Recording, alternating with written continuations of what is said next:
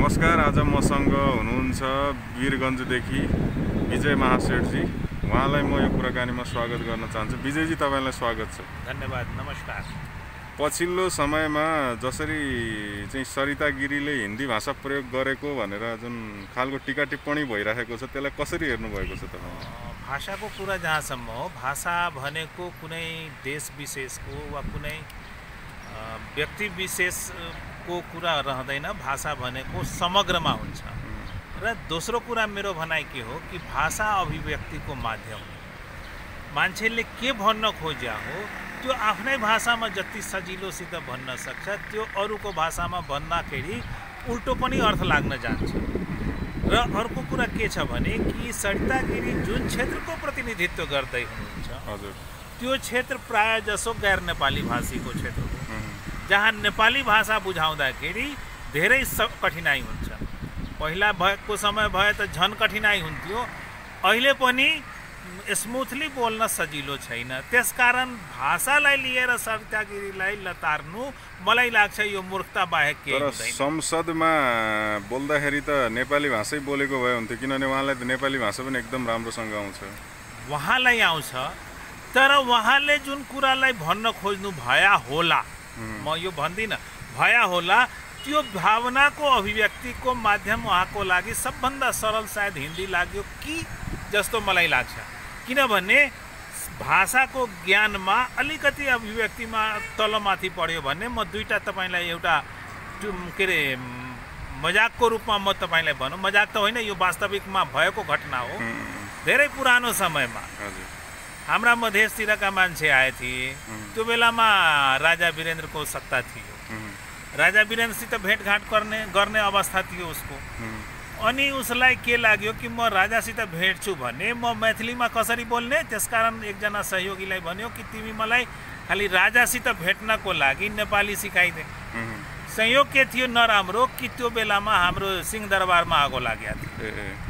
अनि उसलाई के सिकाइयो कि तपाईँ धेरै बोल्दाखेरि बिग्रिन्छ होला, तपाईँ गएर सोझै भन्नु होला सरकारसित भेट भएकोमा खुसी लाग्यो र सिंहदरबारमा आगो लागेको सुन्दाखेरि दुःख लाग्यो।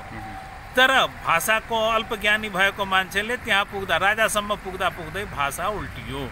उसले के भनिदियो भने कि सिंहदरबारमा आगो लागेकोमा खुसी लाग्यो अनि राजासित भेट भएकोमा दुःख लाग्यो।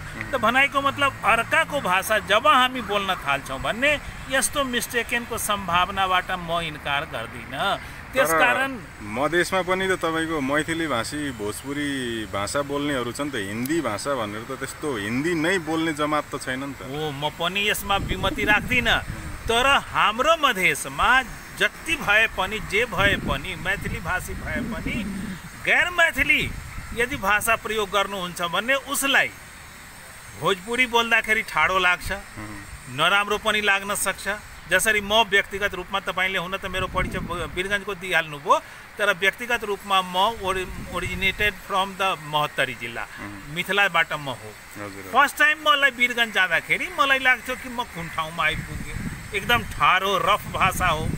त भनाइको मतलब के हो भने कि जुनसुकै ठाउँमा जाँदाखेरि भाषा परिवर्तन हुँदै जान्छ। तर हिन्दी चाहिँ कसैले नबुझ्न सक्छ भन्ने कुरा मलाई लाग्दैन। हिन्दी बुझ्नबाट यदि कसैले इन्कार गर्छ भने मलाई लाग्छ कि यसले बुझेर बुझ पचाए जस्तो हुन्छ। तपाईको जानकारीको लागि संयुक्त राष्ट्र सङ्घमा पनि विभिन्न किसिमका नेताहरूले आफ्नै भाषामा बोल्ने गर्छन्। तर उहाँ के गरिदिया छ भने श्रोता जसलाई त्यो भाषाको ज्ञान छैन भने भाषा कन्भर्टर आफ्नो ठाउँमा लगाएको हुन्छ र त्यसले आफ्नो हिसाबको भाषामा बुझ्ने गर्छ। त्यसकारण यदि कसैलाई बुझ्न गाह्रो भयो भने मेरो विचारमा अहिलेको गणतान्त्रिक अवस्थामा त्यसमा कन्फाइन्ड हुनु, त्यसमा नै लागिराख्नुको मतलब यो कन्जर्भेटिभनेस हो। र यसलाई म के भन्छु भने कि कम्युनिस्ट पार्टी जुन भनेको हुन्छ त्यो दासहरूको एउटा जमात हो। ती दासहरूले आफ्ना आका अर्थात् आफ्ना ठुल्ठुला नेतालाई खुसी पार्नको लागि यो विभिन्न किसिमका बहानाहरू ढुँढेर, बहानाहरू निकालेर हामीलाई होच्याउन खोजेको हो, त्यो मलाई लाग्छ। होइन अब एउटा जनप्रतिनिधिले संसदमा बोल्दाखेरि आफ्नै देशको भाषा प्रयोग गर्ने कि अर्काको देशको भाषा प्रयोग गर्ने? बहुत राम्रो शब्द ल्याउनु भयो, जनप्रतिनिधि। अर्थात् उहाँ कहाँको प्रतिनिधित्व गरिराख्नु भएछ? तपाईँको जानकारीको लागि, तपाईँलाई ज्ञान होला, म भन्दिनँ तपाईँलाई ज्ञान छैन होला, किनभने तपाईँ मिडिया क्षेत्रका मान्छे हो, तर तपाईँको माध्यमले म थुप्रै श्रोता जो अहिले सुनिराख्नु भएछ उहाँलाई के जानकारी दिन खोज्छु भने बीपी कोइरालाको फर्स्ट मन्त्रीमण्डलमा हाम्रो महोत्तरी जिल्लाका रामनारायण मिश्रा मन्त्री भएर जब प्रवेश गर्नुभयो त उहाँ धोती कुर्ता लगाएर जानुभयो। राजा महेन्द्रले उहाँलाई भनिदिनुभयो कि तपाईँ के गर्नुहुन्छ, यो राष्ट्रिय पोसाकमा आउनु पर्ने हो। त उहाँले के जवाब दिनुभएको थियो, यो त संसद र तपाईँको मर्यादा गरेर म धोती कुर्तामा आएछु, नत्र भने म त लङ्गोटमा आउँथे होला। तपाईँको जानकारीको लागि वा तपाईँको माध्यमबाट म जानकारी दिउँ, बीपी कोइरालाको जुनसुकै पनि लेखमा मैले के पाएको छु, जब उहाँले हलवाहाको प्रयोग गर्नुहुन्थ्यो शब्द, त त्यो हलवाहाको चित्रण टोटल मधेसी हलवाहाको चित्र हुन्थ्यो, जसले एउटै लुगाको लाई कमरमा बेरेर के अरे आफ्नो अङ्गलाई छोपेको छ र त्यही लुगालाई आधा नाङ्गो अर्को शरीरलाई आधा नाङ्गो गरेर आफ्नो मुरेठा बाँधेको छ। अर्थात् जुन ठाउँको प्रतिनिधित्व गरिरहेछ त्यो ठाउँको वेशभूषा भएन भने यसको कुनै मतलब, तब त बनावटी भइहाल्यो, कृत्रिमता भइहाल्यो। तपाईँकै भनाइलाई आधार मान्ने हो भने त त्यसो भए त अब संसदमा मगरहरूले मगर भाषा बोल्नु पर्यो, थारूहरूले थारू भाषा, सुदूरपश्चिमको डोटेलीले डोटेली भाषा बोल्न पर्ने भयो। त्यसो हो, मेरो भनाइमा यहाँ तपाईँसित मेरो सहमति छ। तपाईँलाई यदि आपत्ति छ भने भाषाको कन्भर्टर लगाउनुहोस् यार, तपाईँलाई कुनै ऊ छैन, रोक छैन। तर उसले आफ्नो भावना भन्न यदि चाहियो भने त्यो भावना भन्नको लागि उसलाई जुन भाषामा सजिलो हुन्छ त्यो भाषामा भन्न दिनुपर्ने हुन्छ। यो डेमोक्रेटाइजेसन यही हो, नत्र भने योभन्दा अगाडि राजतन्त्र त छँदै थियो। के चाहियो यो गणतन्त्र?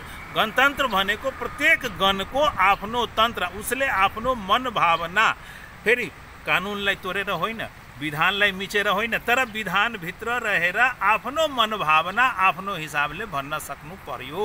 त्यो मेरो भनाइ। प्रसङ्ग बदलौँ, हामी लिपुलेख कालापानीको सन्दर्भमा जाउँ, त्यसलाई तपाईँले कसरी हेर्नु भएको छ? लिपुलेख र कालापानीको सन्दर्भमा हामी कहाँ भएभरको जति पनि हामी प्रमाणहरू भन्दछौँ त्यो प्रमाणमा म चाहिँ त्यति विश्वस्त भइरहेको छैन, व्यक्तिगत रूपमा म। अब तपाईँ मेरो जिल्लामा त जानुभए छैन होला, कहीँ तपाईँ पनि बोर्डरमा हुनुहुन्छ भने तपाईँलाई ज्ञान हुनुपर्ने हो, होइन भने म तपाईँलाई जानकारी दिन्छु।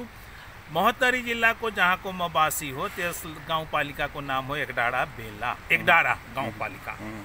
त्यो एकडाँडा गाउँपालिकाबाट उता एउटा मनरा सिसवा भन्ने नगरपालिका आउँछ। त्यो मनरा सिसवा नगरपालिका बोर्डर छेउमा छ। त्यो बोर्डर छेउ भएर मधवा र बथनाहा गाउँमा जाँदाखेरि बोर्डरको यतापट्टि नेपालपट्टि पनि हाम्रै नेपालीहरू हुन्, इन्डियापट्टि पनि हाम्रै नेपाली। अब जनगणना गर्न गयो, इन्डियापट्टि जुन बास गरेछ त्यो पनि नेपालमै जनगणना हुन्छ, त्यसको घर सङ्ख्या पनि नेपालमा लेखिन्छ।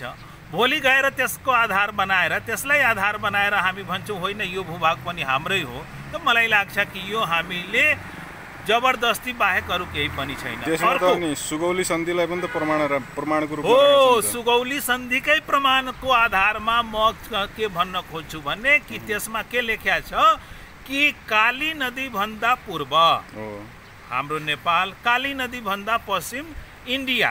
अब काली नदी मुख्य रूपमा जुन छ त्यो हामीले छुट्याउन सक्नु पर्यो। त्यो छुट्याउनको लागि त्यहाँ दुईटा मुहान छ, एउटा पूर्वतिर एउटा पश्चिमतिर। हामी भन्छौँ पूर्वतिरको मुहान बनाइएको हो, उनीहरू भन्छ कि पूर्वतिरकै मुहानको त्यसमा उल्लेख भएको छ। यदि 1816 पूर्वतिरको मुहान थिएन, त्यो साइन्टिफिकली यदि हामी प्रमाणित गर्न सक्यौँ भने हाम्रो कुरा ठिक। यदि गर्न सकेनौँ भने यो हामीले भनेको कुरामा मलाई लाग्छ कि यो अनावश्यक कुरा रहिरहन्छ। म यसको लागि सबभन्दा ठुलो आधार एकचोटि अघि मतलब अर्को ठाउँबाट पनि यस्तै भन्नुपर्ने अवस्था आउँदाखेरि मैले भनेको थिएँ कि 1962 सन् 1962 को युद्धमा हामी भन्ने गर्छौँ कि सन् 1962 को युद्धमा भारतले हामीसँग त्यो भूभाग मागेका थियो, चीनसँग लड्न जाँदैछु। त जब हामीसित मागेका थियो भने, मौखिक मागेका थियो भने कुनै आधार भएन, लिखित मागेका थियो भने सबभन्दा ठुलो प्रमाण त त्यही भइहाल्यो। त्यो प्रमाण हामी निकालौँ, हाम्रो आधार पक्का हुन्छ, हाम्रो आधार बलिया हुन्छ, हामी त्यसमा ठोकुवा गरेर हामी भन्न सक्छौँ कि होइन यो त तपाईँले नै भनेको हो कि यो मेरो हो। त्यसकारण मलाई लाग्छ कि यसमा हामी गल्थोथी बाहेक केही गरिरहेका छैनौँ। त्यसकारण मैले भन्न के खोजेको कि नक्सा भूगोल हो, यो भूगोलमा धेरै सेन्सिटिभ भएर अगाडि बढ्नुपर्ने ठाउँमा हाम्रा ओलीजी जुन छ नि त्यो एकदम इन्कम्पिटेन्ट पर्सन भएको हुनाले तपाईँको भनाइलाई नै यदि समर्थन जनाउने भने पनि त्यो विवादित भूमि हो भन्ने कुरो प्रष्ट भयो। त विवादित भूमिमा कुनै पनि देशले तपाईँको बाटो घाटो बनाउन मिल्दैन, दुई देशको सहमतिको कुरा हो त्यो। तर भारतले त जबरजस्ती बाटो बनायो नि त। तपाईँले जुन भन्नुभयो मैले विवादित भूमि भनेकै छैन होइन, त्यहाँ मैले जुन अहिले पनि तपाईँ जुन हाम्रो देशले जुन भनिरहेको छ कि यो भूमिको लागि हाम्रो विवाद छ, यसमा आउनुहोस्। भारतले के गरिरहेछ त्यो कुरालाई कुनै पनि इन्टरटेन गरिरहेको छैन। इन्टरटेन नगर्नुको मतलबै यही हो कि उसले के भन्न खोज्या हो कि हामी यसलाई विवाद मान्दैन। होइन, जस्तो तपाईँले भन्नुभयो कि काली नदीको चाहिँ दुईवटा मुहान छ त तपाईँले आफैले स्वीकार गर्नुभयो होइन। त दुईवटा मुहान मध्ये कुन मुहान चाहिँ अङ्ग्रेजसँग सम्झौता गर्दाखेरि आधार मानिएको थियो त्यो कुरा त भारतले नै प्रश्न पारेको छैन।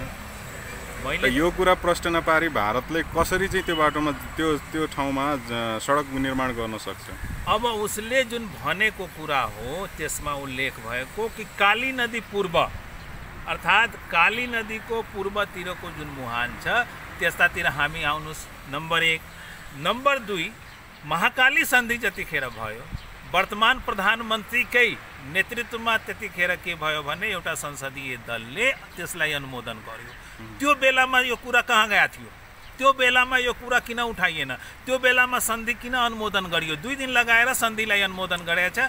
फर्स्ट डेमा त्यसमा त तपाईँको अहिलेको परराष्ट्र मन्त्री प्रदीप गेवालीले हामीबाट धेरै ठुलो गल्ती भयो, हामीले कालीको मुहान नछुट्याइकन सन्धि गर्न नहुने रहेछ भनेर गल्ती स्वीकार गरिसक्यो। तर महाकाली सन्धिको एउटा चाहिँ बुँदा के छ भने महाकालीको पानी आधा आधा भन्ने बुँदा छ। त भारतले अहिले जसरी बाटो बनाएको छ त्यो हिसाबले गर्दा त भारत महाकालीको पानी आधा आधा होइन, महाकालीको चाहिँ पुरै पानी भारतको भन्ने हिसाबको चाहिँ सन्देश गएको छ क्या। तपाईँले जुन भन्नुभयो नि त्यही त म पनि भन्छु कि भारतले जुन बाटो बनाएछ त्यो बाटोको पूर्वपट्टिको जुन काली नदी छ त्यो काली नदीको आधा भाग हामी दिइसक्यौँ, आधा भाग मात्रै छ हाम्रो।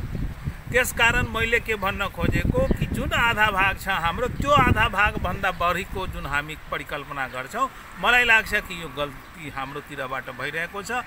यसलाई हामीले सबभन्दा राम्रो के कुरा हुन्थ्यो भने उनीसित बसेर हामी छलफल गरेर विचार विमर्श गरेर कि हाम्रो अवस्था यो हो, वास्तविकता के हो त्यो वास्तविकतामा आएर हामी चुप लागेर आफ्नो ठाउँमा आएको राम्रो। नत्र अहिले के हो किन यस्तो हुन गयो भने कि ओलीलाई के लाग्यो कि यस्तो मुद्दा उठाऊ जसबाट हामी आफ्नो विरोधीलाई स्याक गर्न पाऊँ। त उसले आफ्नो विरोधीलाई स्याक गर्नको लागि देशलाई नै अहिले स्याक गर्ने अवस्थामा ल्याइदिएछ, देशलाई नै अहिले अप्ठ्यारो अवस्थामा ल्याइदिएछ। त्यसकारण मलाई लाग्छ कि सबभन्दा अक्षमता भनेको अहिलेको हाम्रो नेतृत्वको हो। त्यसकारण यो नेतृत्व रहन्जेल हाम्रो यो भूभाग जुन छ त्यो आउँछ कि आउँदैन, तर कन्फ्युजन हाम्रो आउने जेनेरेसनमा हुन्छ।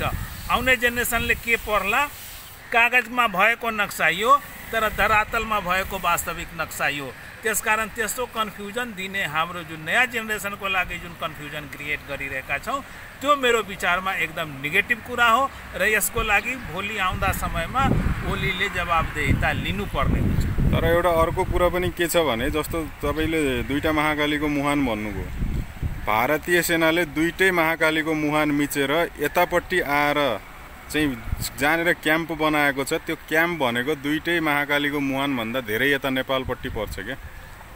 जुन हामी भन्छौँ नि त्यस्तो कुरा सायद छैन, हुन त एकदम स्थलगत मैले अध्ययन ब्रिटिस एम्बेसी बेलायतको पुस्तकालयमा जुन तपाईँको चाहिँ सुगौली सन्धिको नक्सा फेला परेको छ त्यो नक्सा अनुसार नै हेऱ्यो भने पनि दोस्रो मुहान त पूर्ण तरिकाले तपाईँको हेर्नुहोस् नेपाल क्षेत्र पर्छ। दोस्रो मुहानलाई नै यदि तपाईँले आधार मान्ने हो भने पनि भारतीय सेना दोस्रो मुहानलाई पनि काटेर यतापट्टिको जमिनमा आएर बसेको छ क्या। तपाईँको जानकारीको लागि वा तपाईँको माध्यमबाट म के भन्छु भने कि त्यहाँ भएको एउटा अस्ति मैले एउटा भिडियोमा देखिरहेका थिएँ, त्यो भिडियो चाहिँ राजशासक प्रतिनिधिले लिया हो उसले आफै भन्छ कि यो लेफ्ट साइडतिरबाट भारततिरबाट आएको नदी। फेरि भारत भन्ने बित्तिकै उसलाई के लाग्यो कि सायद म गल्ती भनिरहेछु, उसले के भन्न लागेछ भने लेफ्टतिरबाट आएको नदी र राइटतिरबाट आएको नदी दुईटै काली नदी हुन् र त्यस आधारमा हामीले जुन भन्छौँ त्यो आधारमा तपाईलाई म के भन्छु भने कि काली नदीले गर्दा हाम्रो कन्फ्युजन क्रिएट भएको हो। त्यो कन्फ्युजन हामी सुरुमा क्लियर गरेनौँ, जसकारण अहिले हामी नै ब्याकफुटमा परेका छौँ। रह्यो जहाँसम्म तपाईँले हामीले पनि भन्ने गर्छौँ कि विभिन्न ठाउँका नक्साहरूमा यस्ता छन्, तर त्यही विभिन्न ठाउँका नक्सा हामी पनि गुगलमा सर्च गर्दाखेरि त्यो कहीँ पनि हामीले त्यस्ता भेटेनौँ। तपाईँको जानकारीको लागि एउटा जुन दिन भारतको आजादी भेटिया छ 15 अगस्त 1947 त्यो दिन फ्राइडे रहेछ। त्यो फ्राइडेको डेटमा जुन तत्कालीन रूपमा एउटा पत्रिकाले प्रकाशित गरेको जुन नक्सा छ त्यो नक्सामा यो भूभाग कहीँ पनि देखिया छैन। भनेपछि अब तपाईँको भनाइअनुसार चाहिँ लिपुलेक कालापानी जुन अहिले विवादित भनिएको छ त्यो चाहिँ भारतको स्वामित्वको जमिन हो। मैले भन्न के खोजेको हो कि त्यसमा वास्तविकता के हो त्यो विज्ञहरूलाई राखेर र त्यसमा पहिला नै हाम्रो विवाद हो। यदि त्यो भन्ठानेर तपाईँ भारतसित जानुभयो भने भारत कहिले पनि वार्तामा आउँदैन।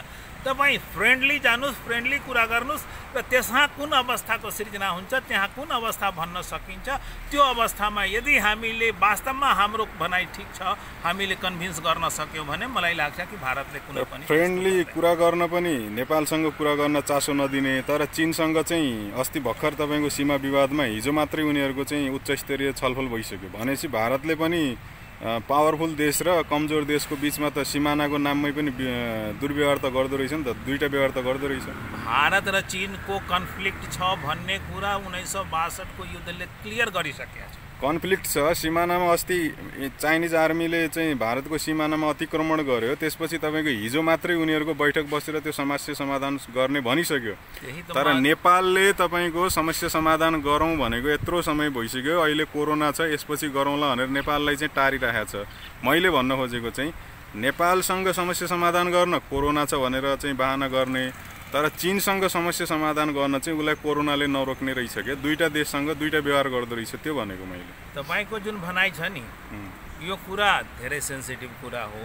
मैले भन्न के खोजेको हो अहिले भने कि 1962 को युद्धपछि दुईटैको बिचको जुन सीमा छ अहिलेको एलएसी जसलाई हामी भन्छौँ त्यो एलएसीमा अलिकति पनि तलमाथि भयो भने त्यो 1962 को सम्झौता अन्तर्गत नै लेखिया छ कि कुनै पनि सीमा विवाद आइपरेको खण्डमा हामी दुवैजना बसेर विचार विमर्श गर्छौँ र विचार विमर्श गरेरै यसलाई हामी निर्क्योल गर्छौँ। हाम्रो बिचमा भएको यही कुरा यदि हामीले भनिदियौँ कि हाम्रो विवाद छ, भारतले यदि त्यो विवादको आधारमा आयो भने भारतले स्वीकार गरिहाल्यो कि त्यो विवाद छ, जबकि अलरेडी भारतले भन्छ कि त्यो विवाद छँदै छैन। हैन, उसले त स्वीकार गरिसक्यो विवाद छैन भने उसले किन चाहिँ तपाईँको चाहिँ अनि अहिलेसम्म चाहिँ इपिजी को चाहिँ प्रतिवेदन स्वीकार नगरेको, किन चाहिँ यो विषयमा हामी कोरोना पछाडि छलफल गरौँ किन भन्नु त? त्यही त म पनि भन्न खोजेको उसलाई पनि थाहा छ विवाद छ। उसले के भन्छ कि जुन विवाद जुन ठाउँको बारेमा तपाईँ राख्नु भएछ मतलब नेपाललाई भनेको त्यो हाम्रो विवाद अन्तर्गत होइन, त्यो मेरो भूभाग हो र जुन सन्धि हामी गरेका हौँ त्यो वर्तमानमा भारतले देखाएको जुन वर्तमानमा जो हामी पनि भन्छौँ कि यो काली नदी बनाइएको काली नदी हो, यो काली नदीको लाई नै उसले मान्यता दिइराखेको छ, जुन कि हामी पनि भन्छौँ यो क्रिएटेड हो। त यो क्रिएटेड हो भन्ने कुरा हाम्रो प्रमाणको लागि मैले दुईटा कुरा भने। एउटा कुराको प्रमाणित गर्नको लागि राजा महेन्द्रको बेलामा जुन 62 को युद्ध भयो त्यो बेलामा जुन आग्रह पत्र आएछ त्यो पत्र हामी प्रकाशित गरौँ। यदि त्यो प्रकाशित गर्न सक्दैनौँ वा त्यो छँदै छैन वा त्यो हामी हराइसक्यौँ भने त फेरि हाम्रो पोइन्ट कमजोर हुन जान्छ। दोस्रो के हो भने साइन्टिफिकली हामी एज निकाल्न सक्छौँ, जसरी कार्बन डेटिङको द्वारा हामी कुनै पनि चिजको एज निकाल्न सक्छौँ त्यस्तै हामी कुनै न कुनै प्रविधिबाट हामी एज निकाल्न सक्छौँ कि यो जुन अहिलेको जुन सन्धिमा महाकाली सन्धि अन्तर्गत आएछ काली नदी, त्यो काली नदीको मुहान जुन छ त्यो 1816 मा भन्दा पहिलाको हो कि 1816 भन्दा पछिको? 1816 भन्दा पछिको त्यही पनि हामी स्ट्रङ भइहाल्छौँ। 1816 भन्दा पहिलाको हो भने फेरि हामी ब्याकफुटमा आउँछौँ अनि त्यस बेलामा पनि हाम्रो पोइन्ट जुन छ त्यो कमजोर हुन जान्छ, यो मेरो ठम्याइ। अब सर हामी कुराकानीको अन्तिममा छौँ है। जाँदा जाँदै मैले चाहिँ तपाईँलाई सोध्न चाहेको, अब इन्डियाकै तपाईँको हेर्नुहोस् सीमाविदहरू सैन्यविदहरूले पनि के स्वीकार गरिसक्यो भने त्यो क्षेत्रमा विवाद धेरै लामो समयदेखि छ। दुई देशले बसेर नै यो विषयलाई सल्टाउनु पर्छ भनेर उनीहरूले भनिसक्यो। एकजना सीमाविदले त तपाईँको टेलिभिजनकै इन्टरभ्यूमा कतिसम्म भन्नुभएको छ भने ठिकै छ यदि नक्साहरू जुधाउँदाखेरि कालापानी नेपालकै निस्कियो भने पनि हामीले चाहिँ अब नेपालसँग त्यो जमिन भाडामा लिने हिसाबले भए पनि सम्झौता गर्नुपर्छ, किनभने हाम्रो लगानी भइसक्यो भने उनीहरू त्यो हिसाबले सोचिरहेका छन्। तर हाम्रो देशमा सरिता गिरी जस्तो सांसदले चाहिँ त्यो चाहिँ नक्सामै पनि समेट्न हुँदैन भनेर भारतको चाहिँ इन्ट्रेस्टलाई लबिङ गर्नुको चाहिँ कारण के? भारतीयहरू चाहिँ सहमति गर्नुपर्छ भनेर सहमतिको बिन्दु खोज्नुपर्छ भनेर उनीहरू चाहिँ नेपालप्रति अलिक पोजिटिभ जस्तो देखिने, तर नेपालकै सांसदले चाहिँ तपाईँको भारतप्रति पोजिटिभ देखिनुको कारण चाहिँ के होला? हामी जुन हाम्रोतिरबाट जुन क्वेसन आयो, चाहे हजुरले जुन क्वेसन गर्नुभयो, हामी भारततिर वा नेपालतिरको कुरा नगरौँ, अहिले हामी एक्चुअल कुरामा जाउँ। एक्चुअल कुरामा यदि हाम्रो निस्किया छ, हाम्रो दावेदारी, हामीले गरेको दावेदारी त्यहाँसम्म पुगिरहेको छ भने त्यो पुगिरहेको अवस्थामा पहिला हामी सीमाङ्कन क्लियर गरौँ। सीमाङ्कन क्लियर भइसकेपछि अनि मात्रै हामी कुरा गरौँला कि त्यसलाई लिजमा दिने हो कि नदिने हो। वा यदि सीमाङ्कनमा हामी अहिले नै जहाँका छौँ त्यहीँ यदि हामी रहिरह्यौँ भने अहिले जुन हामी संसदमा कुरा उठायौँ त्यो अनावश्यक रूपमा आफूलाई एउटा सबभन्दा ठुलो देशभक्तका रूपमा, राष्ट्रभक्तको रूपमा उभ्याउन खोजेका हौँ। त्यो मेरो भनाइ हो कि गलत हो? हाम्रो सीमा यदि त्यहाँसम्म पुग्छ भने त हाम्रो क्लियर भइहाल्यो नि। हामी त्यसपछि त्यस कुरा गरौँला लिजमा दिने वा नदिने, किनकि क्लियर कट कुरा हो कि मेरो जग्गामा यदि कसैले पर्खाल बनाइदिया छ भने त्यो पर्खालसम्म त मेरो अधिकार भइहाल्छ। ब्रिटिस एम्बेसीको जुन नक्सा सार्वजनिक भएको छ त्यो नक्सा अनुसार त कालापानी मात्रै होइन, लिम्पियाधुरादेखि माथि चाइनाको बोर्डरमा जहाँनिर तपाईँको चाहिँ महाकाली नदीको मूल मुहान छ त्यहाँसम्मको नेपाल भनिएको छ। र राजा महेन्द्रले पनि चीनसँग जुन सीमा चाहिँ सम्झौता गरेको थियो त्यो सम्झौता अनुसार महाकाली नदीलाई चाहिँ नेपालको र चीनको बोर्डर मानेको छ, त्यहाँ भारतको नामै छैन।